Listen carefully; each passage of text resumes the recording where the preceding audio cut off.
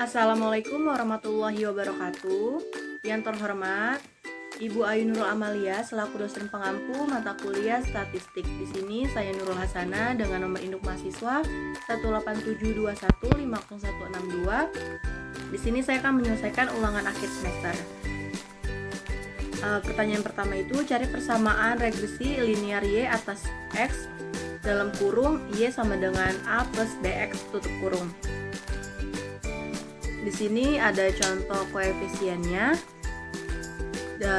Penjelasannya itu Y sama dengan A plus BX dan Y sama dengan 10,435 ditambah 0,408.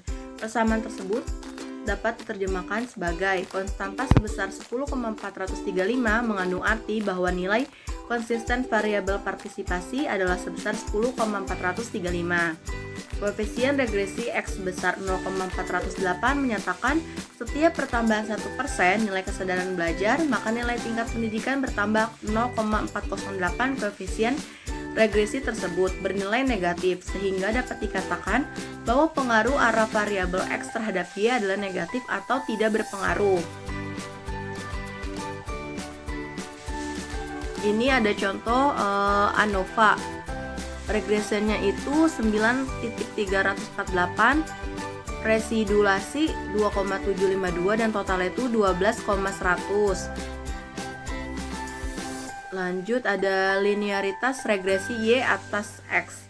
Kriterianya dapat dilakukan berdasarkan uji F atau uji nilai signifikan atau SIG. Cara yang paling mudah dengan uji SIG dengan ketentuan jika nilai SIG lebih besar 0,005 maka model regresi adalah linear, dan berlaku sebaliknya. Berdasarkan tabel ANOVA diperoleh nilai SIG sama dengan 0,0001 yang berarti lebih kecil dari kriteria signifikan dalam kurung 0,05. Dengan demikian model persamaan regresi berdasarkan data penilaian adalah signifikan, artinya model regresi linear memenuhi kriteria linearitas.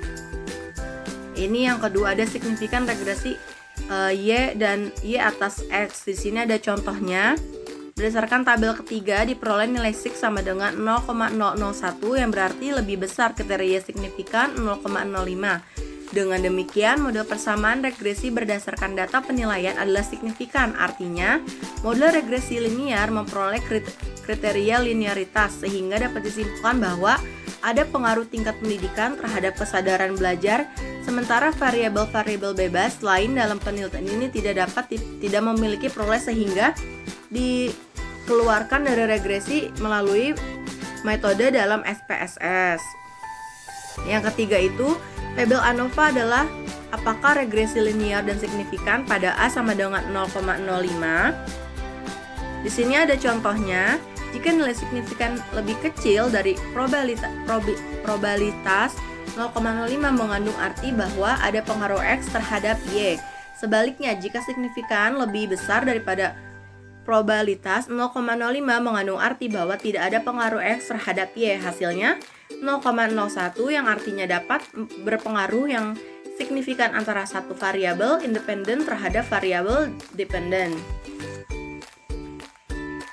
Yang ketiga itu, hitung koefisien korelasasi dan uji signifikansinya dan determinasi antara Y atas X. Jadi di sini tuh udah ada contoh correlation-nya. Hasil koefisien korelasi antara variabel Y kesadaran belajar antara X tingkat pendidikan adalah 0,879 positif atau korelisasi kesempurnaan. Hasil uji signifikannya 0,01 yang artinya dapat berpengaruh yang signifikan antara satu variabel independen terhadap variabel dependen. Untuk pertanyaan yang nomor 3 ini, berikut data 5 orang responden yang disurvei pada perusahaan sebagai berikut. Di sini ada nama, gender, gaji, usia, anak, dan jam kerja. Yang pertama itu ada Susi. Gendernya itu wanita, gajinya itu 500.000, usianya 25.000, anak 2, jam kerja 30. Kemudian ada Susan, gendernya wanita, gajinya 650.000, usia 29 tahun, anaknya belum punya anak, jam kerjanya itu 31. Dan selanjutnya itu ada Sugeng, pria, gajinya itu 700.000, usianya 34.000, belum punya anak, jam kerjanya 34 jam.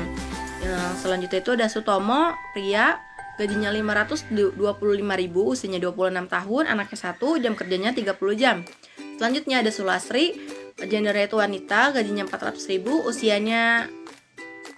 usianya 30, anak 3, jam kerjanya 40. Dari data tersebut, jelaskan dan menggunakan rasio statistik berdasarkan interpretasi hasil berdasarkan SPSS. Jadi langkah yang pertama itu input data sebagai berikut. Kemudian pilih analisis, langsung deskriptif, statistik, dan ratio. Akan muncul dialog box seperti gambar berikut. Jadi di sini nanti udah ada aplikasinya, nanti kita klik aja. Habis itu pindahkan seperti berikut, pilih menu statistik. Habis itu kita pilih menu statistik yang seperti gambar, seperti contoh. Setelah memilih menu statistik akan muncul dialog box seperti berikut, maka pilihlah media pada sentral, tendensi, COD pada dispersion, dan masukkan 20 pada percent of median seperti berikut, kemudian tekan continue. Jadi tinggal ikutin aja langkah yang ada di gambar. Setelah menekan continue, maka akan kembali ke dialog box sebelumnya, maka tekan OK. Kalau udah tekan OK, akan muncul output seperti gambar berikut. Analisisnya itu berdasarkan tabel diketahui terhadap 5 responden di mana 2 diantaranya atau sekitar 40% berjenis kelamin pria dan 3 lainnya sekitar 60% berjenis kelamin wanita. Di sini ada ratio station for gaji dan jam kerja. Berdasarkan tabel ratio statistik diketahui median pria bernilai 1.900.044.188 dengan nilai sebesar 0,081 dengan nilai koefisien konsentrasi bernilai 100%. Berdasarkan hal tersebut diketahui besar gaji dan jam kerja pria di rentang 20% dari median, sedangkan untuk wanita diketahui mediannya bernilai 16666.667 dengan nilai sebesar 0,219 dengan nilai koefisien konsentrasi 33,3%. Berdasarkan hal tersebut diketahui gaji wanita lebih besar dibandingkan pria. Langkah histogram. Di sini ada langkah-langkahnya. Pertama, input data sebagai berikut. Setelah diinput, kemudian pilih graf atau legacy dialog histogram. Kalau udah muncul dialog histogram, seperti gambar berikut, pindahkan gender ke bagian kolom dan gaji ke bagian variabel tentang pada display normal curve. Apabila sudah dipindahkan seperti gambar berikut, maka tekan OK, maka akan muncul output seperti berikut. Jika misalkan sudah muncul kayak gini, analisisnya itu berdasarkan histogram diketahui data terlalu sedikit sehingga kurang tepat untuk dialog pembentukan grafik dengan histogram. Diketahui histogram yang berbentuk keduanya tidak akan menandai adanya kedekatan dengan distribusi normal terhadap contoh pada kedua kelompok, di mana pria lebih condong ke kanan dan wanita lebih condong ke kiri. Diketahui data wanita lebih condong sehingga diketahui bahwa wanita itu memiliki gaji yang lebih menyebar dibandingkan pria. Cukup sekian presentasi mengenai tugas ulangan akhir semester.